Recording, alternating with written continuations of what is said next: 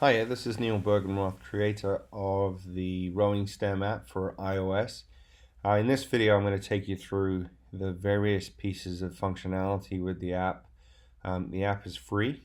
It will always be free, and we're using it currently with our outreach program, Grow Tulsa, which is a program designed to make rowing more accessible for underserved youth, and also help them learn some STEM along the way.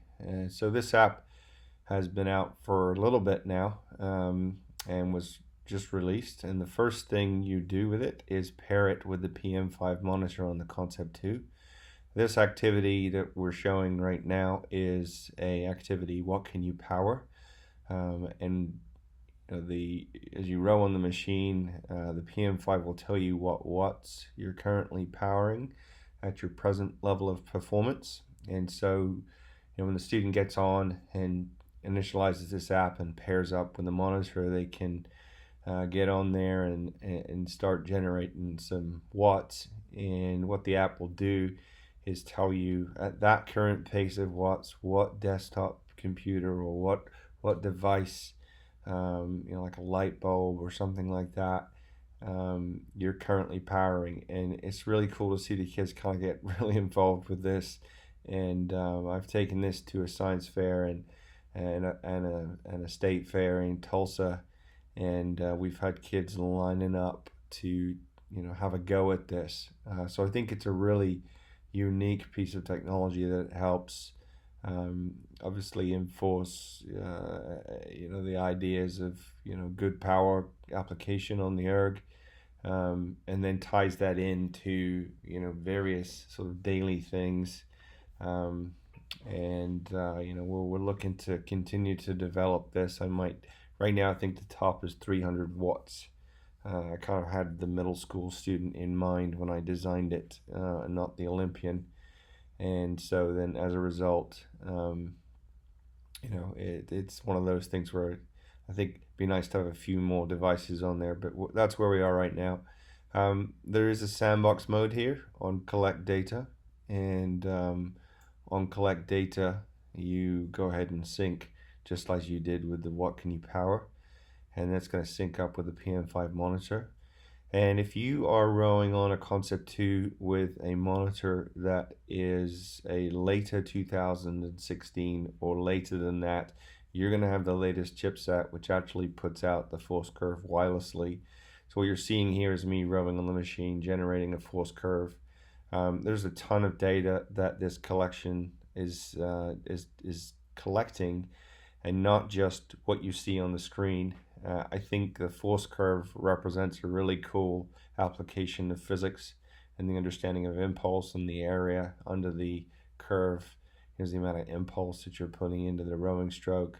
There are other variables here that we're measuring, such as percentage of stroke at peak force, drive time, drive length, work, as you see. But there's also other stats that the app is collecting behind the scenes, and you'll see how that kind of fits in when we look at the data analysis portions of the app. And so I think all this rowing data provides a really fertile ground for understanding math and science. So here's the available data that I've got on the app so far, and I'll just click on the first one. And this is the first screen here, scatter chart. You can plot any two variables, x and y, versus each other, and the app's going to update that. And this provides a great way to kind of visualize what's going on with your students' rowing data, and it really provides a good way, an interactive way for the kid to buy into the understanding of graphing data and the relationships between different variables and things like that. And so you can, as you can see, you can choose everything that the app collects and plot that on a pair of axes for a scatter plot.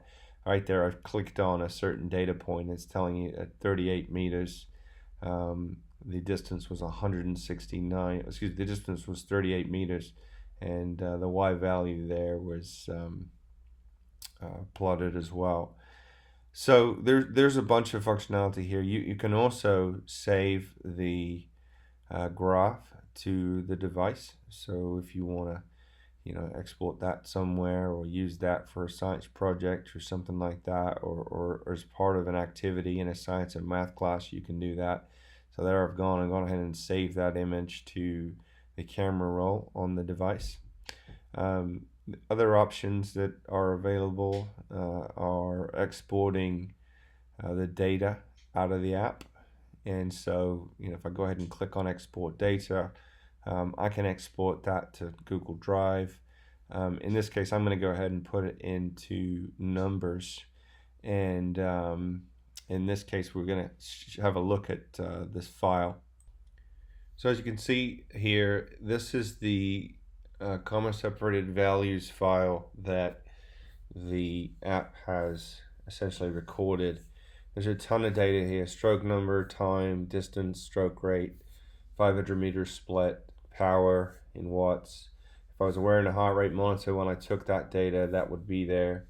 Peak force, average force, drive length, drive time, the percentage of stroke complete when peak force is reached. That could be very helpful in a coaching situation. Impulse, work per stroke, stroke speed, and the force curve data points in newtons. Really wanted to get an app where I could grab that information and use it. And so that just kind of gives you a sense of the data export, and whatever you want to do with that as a math and science or coach or teacher of some description is up to you. And essentially, the other screen we've got going on here is a line graph. Okay, and so it's not quite as flexible as the scatter plot, because the nature of a line graph is that those x values have to increment. So they've just got stroke, number, time, and distance on this view, and not quite so much flexibility as the scatter plot. And then the final thing I want to show is the curriculum that we've written. This curriculum is growing, and it's what I've managed to get to so far. Each of these labs, activities, resources is a PDF, so you can click on any of them and have access to the PDF for that particular activity. And so there's a range of different things, but being a chemistry teacher, we often talk about accuracy and precision, and the Concept 2 has a dots game on it. And I thought that would be great opportunities to teach the kids about accuracy and precision as a science concept. So accuracy, how close you are to the actual measurement, and precision being how clustered your measurements are. So that's kind of appropriate for rowing as well. So this activity takes you through that. This is an activity for the force curve. This actually, the first part of this was kind of written before I could get access to those data points on the app. So I kind of built the app around that, because that was the first thing I wanted to accomplish. This activity just kind of breaks down that force curve in terms of a trapezoidal area under the curve. And the kids kind of go through different scenarios. So what happens when you do a late push towards the end of the drive? What's the area under the curve? And really just maximizing that area under the curve, which is really what you want to be doing to create the most amount of impulse. And then each activity has a series of questions that kind of take the student to think and reflect about their activity on the machine, and what are the implications of that in terms of analysis, math, and science. So this is an experience where there's a physical component to it, and then there's definitely a mental component to it as well. And my thinking is that if the student has created their own data, that's going to make it a whole lot more interesting. You can export these PDFs out of the app and email them to whoever or to yourself, and print them off if you want them printed off. So you got full access to the rowing STEM curriculum. And so that's the basic functionality of the rowing STEM app. I've just released a new version, which I think has addressed a few issues, few feedback issues that I've received. I've actually put a feedback button on the main menu so that if you have a question or a suggestion for an activity, or you want to contribute to the curriculum in some way, you can click on that, and you can get access to me and email me and let me know what you think. There it goes. And provide me some feedback on the app and how it can improve. The app is free, as I've said. It represents a community effort, something that is a dynamic process, and something that is going to be changing over time. I think there's a huge potential for the instruction of STEM in rowing-based activities. And this is obviously just constricted to the erg, but if you got out in a boat, you could go take the kids out there and, collect water samples and do a bit of environmental chemistry, so analysis of the water, so pH, get into concepts such as chemistry. I think there's potential for programming Arduinos and Raspberry Pi to work with the Bluetooth on the PM5 monitor. So there's a computer science tie-in and engineering that could be an important point.